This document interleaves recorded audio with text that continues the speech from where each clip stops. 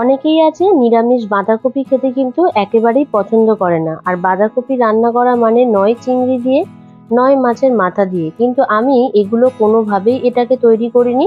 সম্পূর্ণ কিন্তু একটা নিরামিষ রান্না তোমাদের সাথে শেয়ার করতে চলে এসেছি। তবে এই রান্নাটা আমি বলবো ভাত রুটি যাই সাথেই খাও না কেন, খেতে কিন্তু দুর্দান্ত লাগে। তাহলে চলো রেসিপিটা দেখানো যাক। হ্যালো ফ্রেন্ডস, আমি সুস্মিতা, বং ব্লগার সুস্মিতা চ্যানেলে তোমাদের সবাইকে স্বাগত জানাই। আজ রেসিপি নিরামিষ বাঁধাকপির কোপ্তা। ভিডিওটা ভালো লাগলে লাইক কমেন্ট শেয়ার ও সাবস্ক্রাইব করে দিতে কিন্তু একেবারেই ভুলে যেও না। আর এভাবেই আমার পাশে থেকো। এই বাঁধাকপির কোপ্তা তৈরি করার জন্য কি কি লাগছে সেগুলো চলো একবার দেখিয়ে দিই। বাঁধাকপিটাকে গ্রেটারের সাহায্যে গ্রেট করে নিয়েছি। তবে বাঁধাকপিটা যে গ্রেটারের সাহায্যে গ্রেট করেছি, বড় গ্রেটারটা দিয়েই কিন্তু তোমরা অবশ্যই করবে। তারপরে দেখো এখানে আছে সিদ্ধ আলু, সাথে আছে সাদা তেল, ঝালের জন্য কাঁচা লঙ্কা, লবণ, হলুদের গুঁড়ো। এখানে আছে কর্নফ্লাওয়ার, আদাটাকেও গ্রেট করে নিয়েছি, তবে আদাটা কিন্তু আমি ছোট গ্রেটারের সাহায্যে করেছি। এখানে আছে সয়াবিন, আর একটু আগেই তো তোমাদের দেখালাম আছে কাজু। তবে কাজুটাকে খুব মিহি করে করবে না, মোটামুটি ভাবে একটু কাঁচি বা ছুরি দিয়ে ভেঙে ভেঙে নেবে। আর এই যে বাঁধাকপিটাকে দেখছো, এই এখন কিন্তু এই বাঁধাকপিটা আমি কোনোভাবেই বয়েল করিনি। এটাকে গ্রেটারের সাহায্যে গ্রেট করে নেওয়ার পর মিক্সিং জারে দিয়ে কিন্তু জাস্ট একটুখানি পেস্ট করে নিয়েছি। তবে এটা যখন পেস্ট করে নেবে কোনোভাবে কিন্তু জলের ব্যবহার একেবারেই করবে না।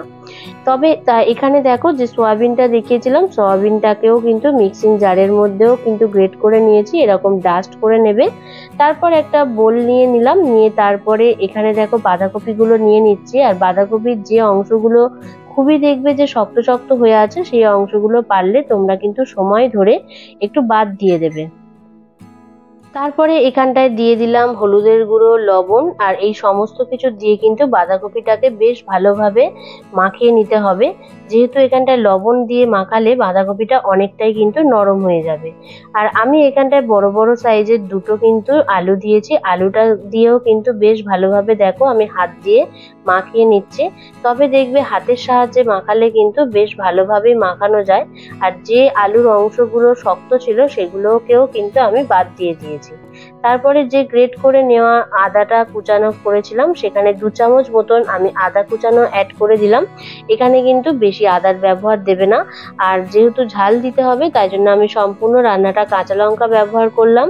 কাঁচা লঙ্কা কুচি দিলাম, সাথে দিয়ে দিলাম কিন্তু এখানটায় কাজু বাদামের কুচি।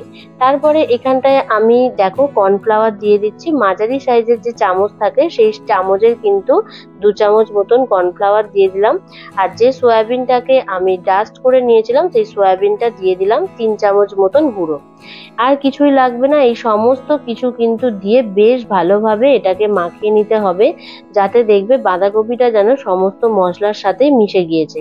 আর তোমাদের বললে বিশ্বাস করবে না বন্ধুরা, এই রেসিপিটা এতটাই দারুণ খেতে লাগে, অথচ কিন্তু এটা নিরামিষ। তারপরে দেখো এখানটায় আমি 2 চামচ মতন কিন্তু সাদা তেল দিয়ে শেষে আবারও ভালোভাবে সমস্ত কিছু কিন্তু মিশিয়ে নিচ্ছি। ঠিক এরকম ভাবে মিশিয়ে নেওয়ার পর আলাদাভাবে হাতটা আবার পরিষ্কার করে নেবে, নিয়ে হাতের মাঝখানে একটু তেল দিয়ে দেবে যাতে লেগে না যায়। তারপর তোমরা যেমন ভাবে সাইজ করে নিতে পারো সেটা দেবে। তবে যেহেতু আমি এটা কোপ্তা বানাচ্ছি আর সচরাচর আমি লম্বা লম্বাই করেছি, অ্যাকচুয়ালি কোপ্তা বানালে কিন্তু গোল গোল করলে সেটাই ভালো লাগে। কিন্তু বিশ্বাস করো, গোল করার থেকে তোমরা একবার এরকম ভাবে পছন্দ মতন একটু লম্বা করে সাইজ করে নেবে, দেখতেও যতটা সুন্দর লাগবে খেতেও কিন্তু তার থেকে দ্বিগুণ হয়ে যাবে। তারপরে দেখো প্যানের মধ্যে সাদা তেল দিয়ে দিলাম। তেলটা যখন এরকম গরম হয়ে আসবে ঠিক সেই সময় কিন্তু একটা একটা করে এরকম বাঁধাকপির কোপ্তাগুলো দিয়ে দিতে হবে। আর যখন দেখবে এদিক ওদিক করে উল্টানোর সময় যদি দেখো যে তলাটা লেগে আসছে, সেই সময় কিন্তু গ্যাসের ফ্লেমটাকে একটু মিডিয়াম ফ্লেমে রাখবে। আর যখন দেখবে যে এপিট ওপিট উল্টানোটা খুব ইজিলি ভাবে হয়ে আসছে, সেই সময় কিন্তু গ্যাসের ফ্লেমটাকে একটু লো করেই রাখবে। না হলে কিন্তু উপরের গুলো লাল লাল হবে, ভেতরে কিন্তু ভাজা হবে না। তোমরা তো ভাজা সবাই করতে জানো, ঠিক এরকম ভাবে কিন্তু লো ফ্লেমে সমস্ত কিছু কোপ্তাগুলো কিন্তু ভালোভাবে এপিট ওপিট করে ভেজে নিলাম। তারপরে তুলে নিলাম, একই তেলের মধ্যে দিয়ে দিলাম গোটা তেজপাতা, আদা গ্রেট করে নেওয়া, গোটা জিরে, গোটা গরম মশলা, সমস্ত কিছু দিয়ে কিন্তু এটাকে ভেজে নিতে হবে। আর আদার যতক্ষণ না কাঁচা গন্ধ থাকে ততক্ষণ কিন্তু আদাটাকে এরকম ভাবে ভেজে নেওয়ার পর দেখো বড় সাইজের আমি কিন্তু দুটো টমেটো কুচি দিয়েছি। আবারও ঝালের জন্য ব্যবহার করলাম কাঁচা লঙ্কা। যেহেতু আমি কোপ্তার মধ্যে কাঁচা লঙ্কাটা অনেকটাই পরিমাণে দিয়েছি, তাই জন্য কিন্তু গ্রেভি করার জন্য আমি খুব একটা বেশি কিন্তু কাঁচা লঙ্কা ব্যবহার করিনি। আর এখানটায় দেখো আমি সামান্য একটু লবণ অ্যাড করে দিলাম, আর রঙের জন্য দিয়ে দিলাম চিনি। চিনিটা কিন্তু অবশ্যই দেবে, যেহেতু এটা নিরামিষ রেসিপি, একটু হালকা মিষ্টি মিষ্টি না হলে খেতে কিন্তু একেবারেই ভালো লাগবে না। তারপরে লবণ আর চিনি দিয়ে আবারও টমেটোটাকে বেশ ভালোভাবে মিশিয়ে নেবো। নেওয়ার পর ঢাকা দিয়ে রাখলাম লো ফ্লেমে। আর এখানটায় চিনিটা ব্যবহার করলাম যাতে টমেটোর সাথে মিশে গিয়ে রঙের পরিবর্তনটা খুব দারুণ আসে। আর লবণের ব্যবহারটা করেছি টমেটোটা যাতে খুব তাড়াতাড়ি নরম হয়ে আসে। এখানে তো দেখে বুঝতেই পারছো টমেটোটা কিন্তু অনেকটা নরম হয়ে এসেছে। ঠিক এরকম ভাবে তোমরা সময় ধরে লো ফ্লেমে অনবরত কিন্তু নাড়াচাড়া করতে থাকবে। তারপরে দেখবে যখন টমেটোটা অনেকটা নরম হয়ে এসেছে সেই সময় দিয়ে দিলাম 1 চামচ মতন হলুদের গুঁড়ো, 1.5 চামচ কাশ্মীরি রেড চিলি পাউডার, 1 চামচ ধনের গুঁড়ো, 1.5 চামচ জিরের গুঁড়ো। ঠিক এই পরিমাপেই তোমরা দেবে। তোমাদের যেমন পরিমাপে তোমরা বাঁধাকপির কোপ্তা করবে সেই পরিমাপটা নিয়েই কিন্তু তোমরা মশলাটা ব্যবহার করবে। এই সমস্ত মশলা দিয়ে এখানে কিন্তু আবারও বেশ ভালোভাবে কষিয়ে নেওয়া হচ্ছে। যখন দেখবে এরকম চারিদিক থেকে আস্তে আস্তে তেলটা ছেড়ে আসছে সেই সময় কিন্তু ঈষৎ উষ্ণ জলের ব্যবহার করতে হবে। তবে এই রেসিপিতে খুব একটা জলের পরিমাপ দেবে না, মোটামুটি ভাবে দিলেই হবে।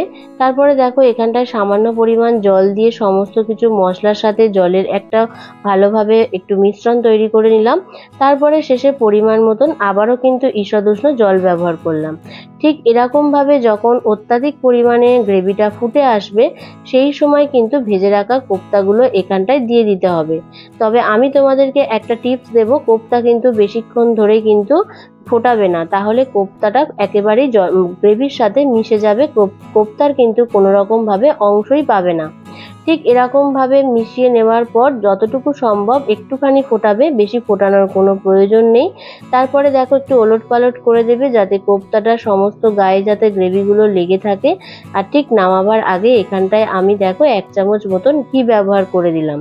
আর কিন্তু এখানটায় তেমন কিছুই লাগবে না, ব্যাস এই রেসিপিটাই কিন্তু তোমরা একবার বাড়িতে খেয়ে দেখো বন্ধুরা। আমি তোমাদেরকে বলছি এই নিরামিষ বাঁধাকপির কোপ্তা যে এত দুর্দান্ত খেতে লাগে, তোমরা যদি বাড়িতে তৈরি করে না খাও একেবারেই কিন্তু তোমরা বুঝতে পারবে না।